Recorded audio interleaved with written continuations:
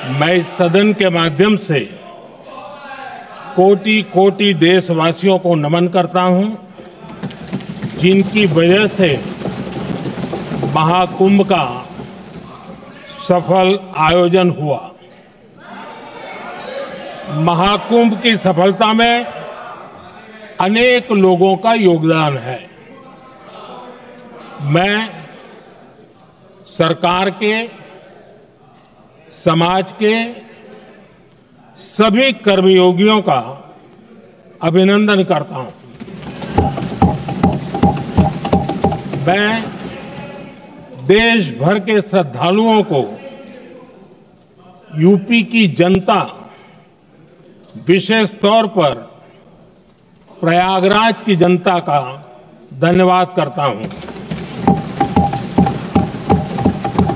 अध्यक्ष जी, हम सब जानते हैं गंगा जी को धरती पर लाने के लिए एक भगीरथ प्रयास लगा था।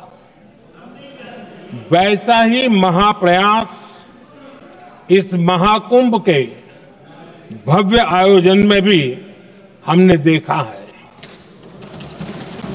मैंने लाल किले से सबका प्रयास के महत्व पर जोर दिया था। पूरे विश्व ने महाकुंभ के रूप में भारत के विराट स्वरूप के दर्शन किए। सबका प्रयास का यही साक्षात स्वरूप है। ये जनता जनार्दन के संकल्पों के लिए, जनता जनार्दन की श्रद्धा से प्रेरित महाकुंभ था। आदरणीय अध्यक्ष जी, महाकुंभ में हमने हमारी राष्ट्रीय चेतना के जागरण के विराट दर्शन किए हैं। ये जो राष्ट्रीय चेतना है, ये जो राष्ट्र को नए संकल्पों की तरफ ले जाती है, ये नए संकल्पों की सिद्धि के लिए प्रेरित करती है। महाकुंभ ने उन शंकाओं आशंकाओं को भी उचित जवाब दिया है जो हमारे सामर्थ्य को लेकर कुछ लोगों के मन में रहती है। अध्यक्ष जी, पिछले वर्ष अयोध्या के राम मंदिर प्राण प्रतिष्ठा समारोह में हम सभी ने ये महसूस किया था कि कैसे देश अगले 1000 वर्षों के लिए तैयार हो रहा है। इसके ठीक 1 साल बाद महाकुंभ के इस आयोजन ने हम सभी के इस विचार को और दृढ़ किया है। देश की ये सामूहिक चेतना देश का सामर्थ्य बताती है। किसी भी राष्ट्र के जीवन में, मानव जीवन के इतिहास में भी अनेक ऐसे मोड़ आते हैं जो सदियों के लिए, आने वाली पीढ़ियों के लिए उदाहरण बन जाते हैं। हमारे देश के इतिहास में भी ऐसे पल आए हैं जिन्होंने देश को नई दिशा दी, देश को झकझोर कर जागृत कर दिया। जैसे भक्ति आंदोलन के कालखंड में हमने देखा कैसे देश के कोने कोने में आध्यात्मिक चेतना उभरी। स्वामी विवेकानंद जी ने शिकागो में 1 सदी पहले जो भाषण दिया, वो भारत की आध्यात्मिक चेतना का जयघोष था। उसने भारतीयों के आत्मसम्मान को जगा दिया था। हमारी आजादी के आंदोलन में भी अनेक ऐसे पड़ाव आए हैं। 1857 का स्वातंत्र संग्राम हो, वीर भगत सिंह की शहादत का समय हो, नेताजी सुभाष बाबू का दिल्ली चलो का जयघोष हो, गांधी जी का दांडी मार्च हो, ऐसे ही पड़ावों से प्रेरणा पाकर भारत ने आजादी हासिल की। मैं प्रयागराज महाकुंभ को भी ऐसे ही एक अहम पड़ाव के रूप में देखता हूं, जिसमें जागरूक होते हुए देश का प्रतिबिंब नजर आता है। अध्यक्ष जी, हमने करीब 1.5 महीने तक भारत में महाकुंभ का उत्साह देखा, उमंग को अनुभव किया।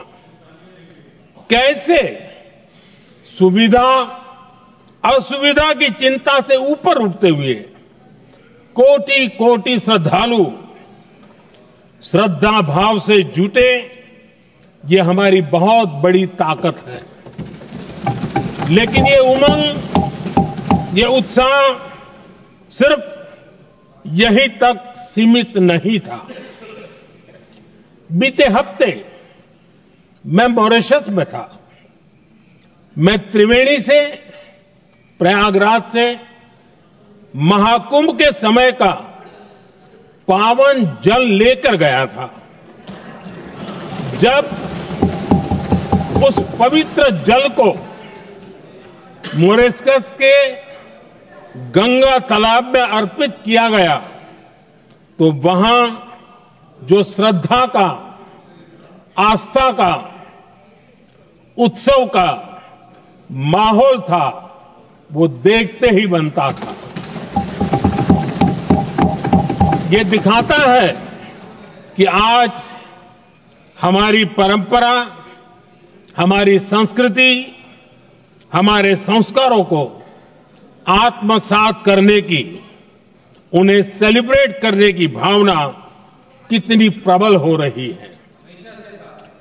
अध्यक्ष जी, मैं ये भी देख रहा हूं कि पीढ़ी दर पीढ़ी हमारे संस्कारों के आगे बढ़ने का जो क्रम है, वो भी कितनी सहजता से आगे बढ़ रहा है।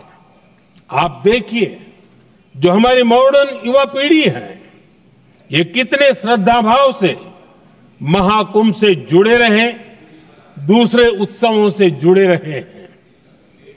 आज भारत का युवा अपनी परंपरा, अपनी आस्था, अपनी श्रद्धा को गर्व के साथ अपना रहा है।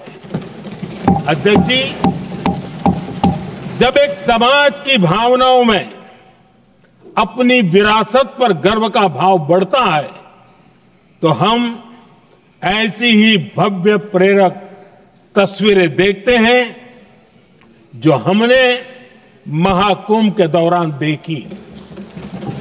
इससे आपसी भाईचारा बढ़ता है और यह आत्मविश्वास बढ़ता है कि एक देश के रूप में हम बड़े लक्ष्यों को प्राप्त कर सकते हैं। अपनी परंपराओं से, अपनी आस्था से, अपनी विरासत से जुड़ने की ये भावना आज के भारत की बहुत बड़ी पूंजी है। अध्यक्ष जी, महाकुंभ से अनेक अमृत निकले हैं। एकता का अमृत, इसका बहुत पवित्र प्रसाद है। महाकुंभ ऐसा आयोजन रहा जिसमें देश के हर क्षेत्र से, हर एक कोने से आए लोग एक हो गए। लोग अहम त्याग कर वयम के भाव से, मैं नहीं हम की भावना से प्रयागराज में जुटे। अलग अलग राज्यों से लोग आकर पवित्र त्रिवेणी का हिस्सा बने।